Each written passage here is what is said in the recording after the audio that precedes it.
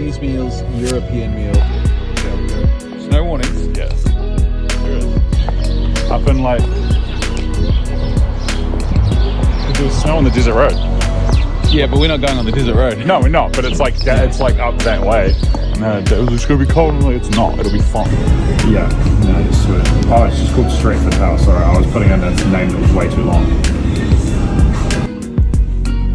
So last year, I took this photo, and someone said it was the best goddamn trichrome that they've ever seen. So how about this year, I tried to create the best goddamn infrared trichrome that you've ever seen. My mate Ollie and I decided that just before we went back to work after the New Year's break, that we would go ahead, go on a little holiday and travel to the mountain of my ancestors, a place that I hadn't been back to since I was but a child.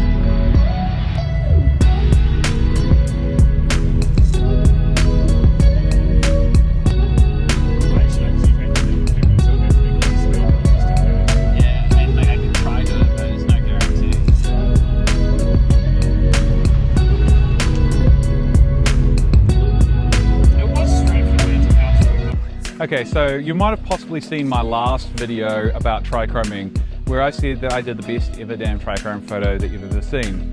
Now you may agree with me, you may not, but a fair few people probably did. But I wanted to do something a little bit extra. I'm currently traveling to Mount Taranaki. I've stopped off at this garden and I've got in my hand a roll of Rolly Infrared 400. I'm going to load it into my Fujica 645 and again, I'm going to try to do some trichrome shots. But this time, we're not going to be doing RGB, we're going to be doing infrared, red and green. And this will make an Aerochrome-like photo. Now this is not the easiest camera to load. In fact, it's quite a pain. You have to be very careful, otherwise it will not tightly roll. And then you'll get a loose roll and it's really painful to deal with, especially if you do not have any 120 canisters. And I have not brought mine with me. So I hope I don't curse myself with this roll that I've just done. Starting to regret this decision right now to do this one. Why? It's just a bit more, it's kind of cumbersome. Luckily, like I know some of the settings off by heart for some stuff. So infrared is always basically 1 second, f8. You can do other things, but this camera here only does 1 second at its max, so I can't do f16 because f16 would be 2 seconds. Right. Right. So this is generally why most of the spots will probably take actually this technique we're going to use on most of the spots when we come back. Yeah. Those houses that I kind of spotted along the way. Yeah. Like that farmhouse thing. Just simply, it'd be much easier. Yeah. No people around. If you get people, it just becomes problematic. Yeah. The unfortunate things of shooting outside. Yeah. Yeah. Oh well. Okay, 1, 2, 3. Okay. So after I've done your infrared filter, go ahead and use your red filter. Kind of seems a bit odd that you're not switching out red for infrared, but apparently that is not the case with false color infrared. Before I do that, I need to meter. Now to meter with this camera, I just look through the viewfinder because that's where the meter is. And it's telling me, perfect, spot on, 1/25 of a second on photo number 2. No one's there. Okay, that's fired. Slight bit of movement there with the camera, but that should be fine. And sometimes with these step-up rings, they decide to have a mind of their own. And if you tighten them just a little bit too much, they don't come off easy. Okay, let's quickly meter the green. I suspect it will be a tiny bit that way. Yeah, perfect. Fire. That is my very first trichrome infrared photo. It may be my best, it may be my worst, it may not have even worked at all, but we will see.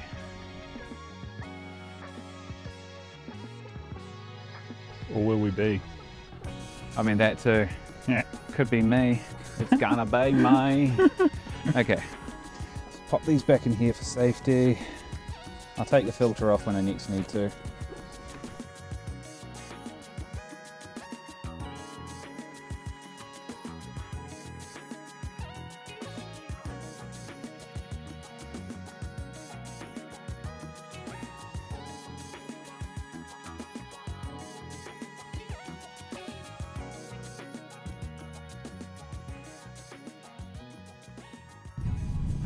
This is going to be interesting because there's a bit of wind.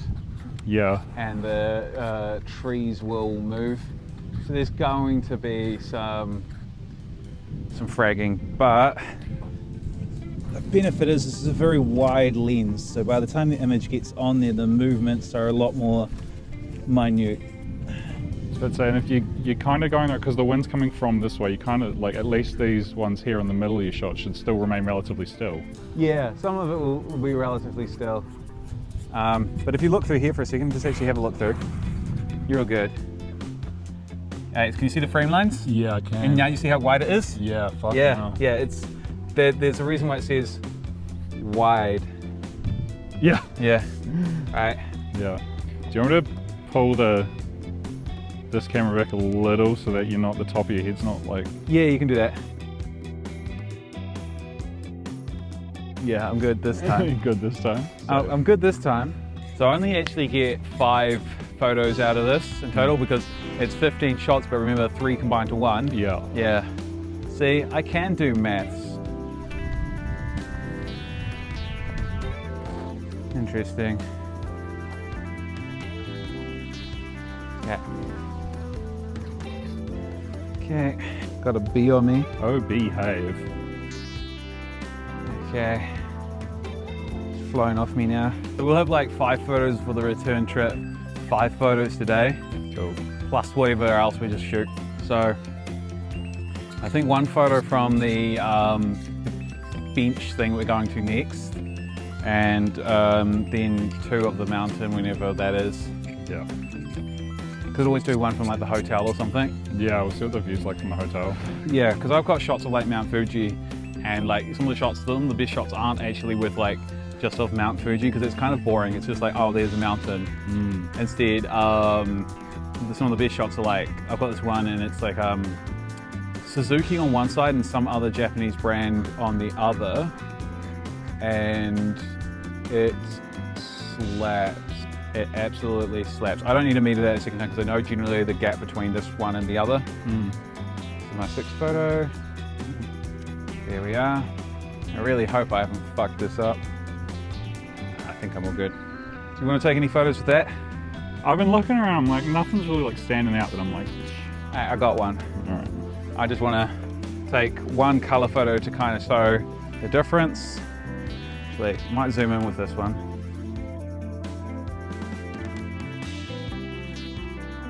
Benefit to this, got quite a bit of zoom. Yeah, fucking hell. Yeah, and it shoots flash at night, so it's really good for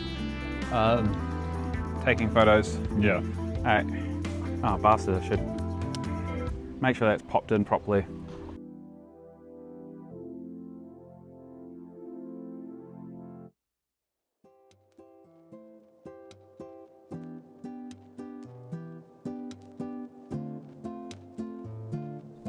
Okay. You're still recording? Yeah, I have not stopped it this whole time. Okay, perfect.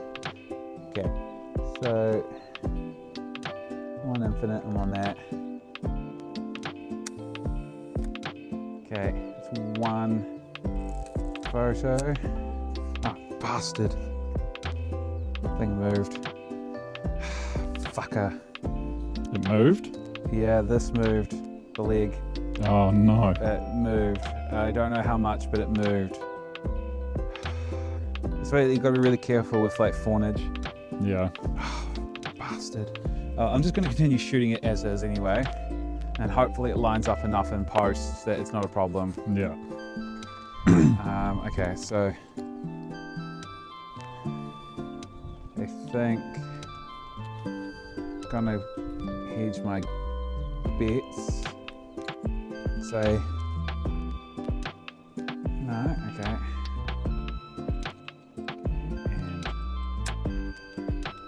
Okay, and then about there for green. The mountain really is starting to clear quite a lot. Yeah, I know. It's quite nice. This is quite a pretty part of the country. Keep that on there for now. Okay. Yeah, hopefully we can come back tomorrow and redo that. Yeah, and hopefully the cloud's a bit more up. Yeah. See how that goes. Yeah, I just don't want to retake that one and like there's others that I could have taken. Yeah, absolutely. Yeah, I think it's going to be weather dependent. Yeah. And we'll see what it's like when we get closer as well. Yeah, because we also like want one at like the hotel and stuff. And then I still want some for when we return, because there are some spots that I think would hit. And once you kind of set up, it actually doesn't take too long to actually take the bloody photo. No. Yeah. Alright. Do you stop recording? No, it's actually, yeah, that's all good. Yeah, stop recording, that's fine. Hang.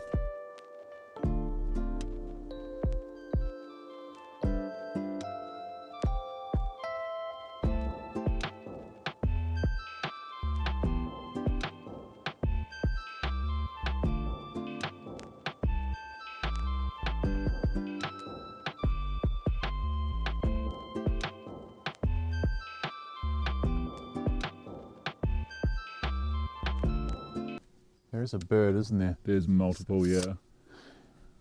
Just trying to figure out what the bird is. I don't know. As long as it's not a fantail, it doesn't really matter. Why not a fantail? Fantails are bad omens, I'm pretty sure. Oh, well, we like metal bands. Yeah, I know we like metal bands, but like...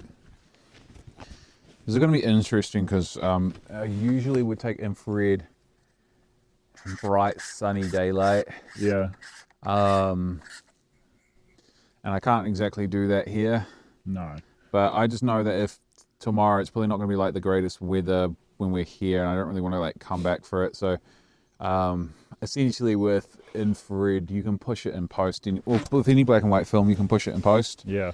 So that just means that it's just going to be a little bit underexposed, but I can digitally push it in post. It's not exactly a firm thing, so I'll try not press down, because if I don't press down it won't move. Yeah. One of the reasons why I don't want to go ahead and move the f-stop to compensate for the lower light is the fact that you want as much in focus as possible, and you want every image to have the same amount of what's in focus. If you change the f-stop, you'll change focus points, you'll make it harder for Photoshop to be able to auto-align when you go ahead and add that digital process to this wonderful analog fun game time, whatever you want to call it. Happy shooty time. Happy shooty time. Got to delete that comment from the video. Oh yeah, sorry. And run at 1 second f8. Or actually, do you think 5 meters From here to that tree? 3 meters is actually quite large in a house. It'd be from you to that tree, maybe 7. Okay, so I'm going to put it somewhere between 5 and infinite on here. Yeah. It just means it'll more likely hit. Now the red filter is saying 1 second. Oof. The red filter is saying 1 second. That's going to be a very underexposed infrared photo. Put it this way, infrared would be 1/25th with this during shooting out during the day. 1 second is what you need for infrared. That makes the infrared about, let me just do the maths here. 1, 2, 3, 4, 5, 6, 7, 8 stops of light different. So that could be a very, very underexposed infrared photo, but there's nothing I can do about it. Just try this out. And if it works, it works. If it doesn't, it doesn't. But that's the whole point of doing things like this and trying to do something a little bit different and give yourself a challenge. It's not necessarily about winning, it is about failing upwards. Or something else inspirational if you care for that kind of nonsense. Yeah, so how did these photos come out? Not well at all. And yeah, a trichrome? There's a reason why they call it a trichrome. You need 3 photos to make it. And as you can see by these negatives, I do not have that. I do not have 3 photos to combine and make into one. So you end up with these poor duochromes that just don't hit very well. But that being said, I did have my Fujica 690 with me, and I did take these beautiful, stunning slide photos instead. So here they are for your enjoyment, and I'm glad I got them.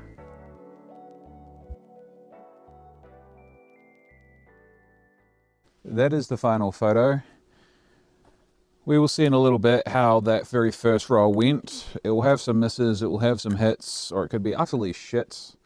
But that is the point of photography and film photography. It is to give yourself a challenge. It is to be better than those digital photographers with all their little cheats.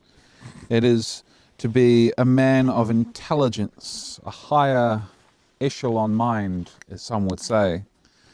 Or a pretentious twat, as others would possibly also say, but you know.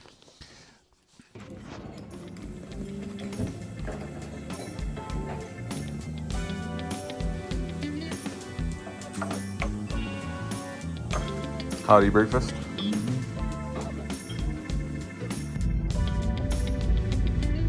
So yeah, the next day we got up early and we knew we were going to have a bit of time before the sun really came out. So we headed up the hill not far from where we were staying, and as you can see by this footage, there was a lot of fog. We didn't record much whilst we were up there, but I did take some foggy photos which, looking at these, there really isn't too much to see. The issue with taking photos of foggy stuff is it just kind of makes everything look washed out. It doesn't provide shape or form that you can easily photograph. But hey, it's kind of cool.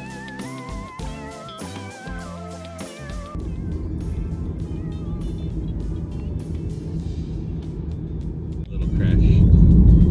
Someone just went off into the ditch. Yeah.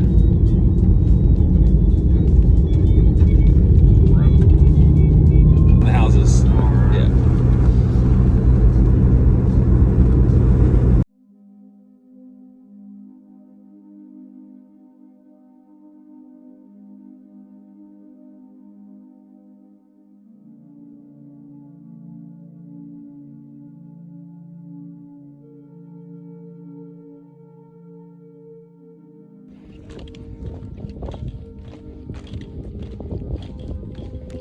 Fair enough.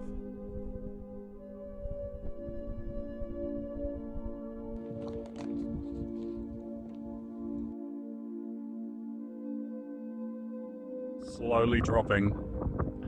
Oh yeah, there we go. Sorry, it's just like slowly going near. Okay. That's what it is. Okay, I guess.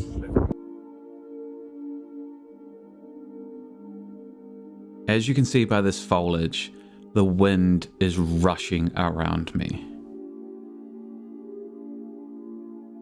It's a shame because what I recorded here was a very good explanation of my process and how to get really solid trichromes.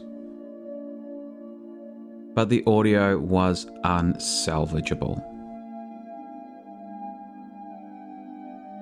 But with the haziest of memories, let me regurgitate a few things. First of all, you want to have a wide lens. And the Fujica 645 has a very wide lens. The wider the lens, the less objects move within the frame. So they are closer in reference to each other. So therefore they will align better and you're less likely to get an effect where the character or subject has moved and you get odd colors and you get any form of fragging. And this is really important in particular, not just when dealing with people, but foliage itself. Now that being said, whilst this look can be undesirable, as you can see by this video footage, the clouds are moving quickly and fast, and I actually like the rainbow effect on the clouds as they move. It can actually, in my opinion, enhance your trichromes, in particular when you're shooting infrared trichromes.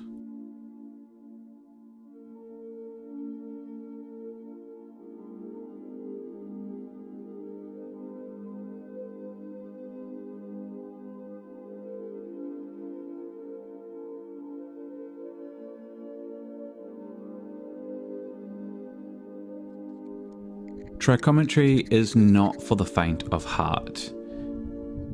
As you can see by the sped up footage, that whilst I'm changing filters, people are walking in and out of my shot. It is a slow and methodical process, and that means that when there is a lot happening, it can be a lot to take on, and it is not something that you can just simply do. You do have to observe your environment.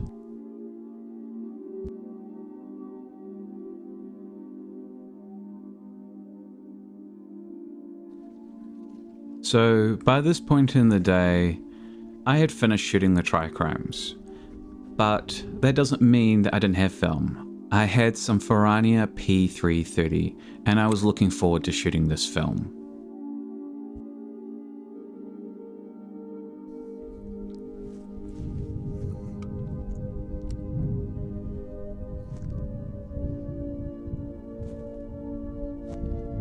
Do you want to look towards me?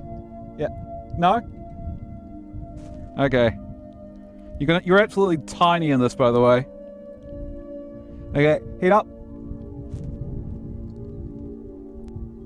And of course, when I'm with my friends, I always try to go ahead and get a photo of them that they will remember, that they will often look back on and be thankful that I took it.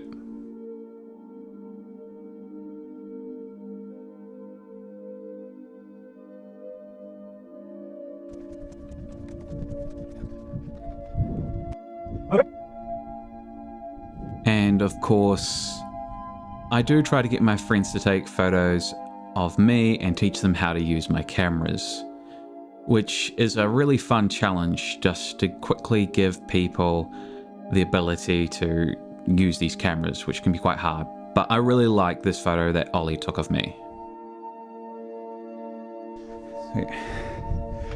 So there was a lot of people here at the time, so I didn't actually go ahead and record because it was just a little too noisy. But I've done my 3 trichrome photos. I did 3 horizontal and then 3 vertical. Now the lake is moving, so we're probably going to get some aberration in the image, but we also got some nice black and white shots, some infrared shots on the last 3 photos of the roll. I decided that I didn't want to do a 3rd trichrome, I just wanted a nice infrared shot, so I took 3 infrared shots as well. It's been a long day and it's going to be a long drive home, but once I get home, get these developed, we'll see what the photos look like.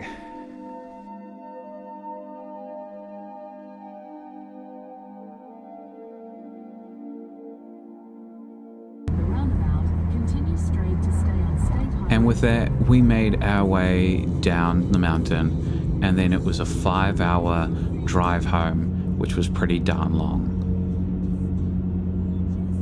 Now, as I said at the start of this video, last year my trichrome was considered one of the best trichromes that someone had ever seen. I don't know if the infrared trichromes that I took are possibly in that category, because there are some amazing infrared trichromes out there, but overall I think the photos that I took this round were not too bad, and I think I got a really cool unique photo of Mount Taranaki.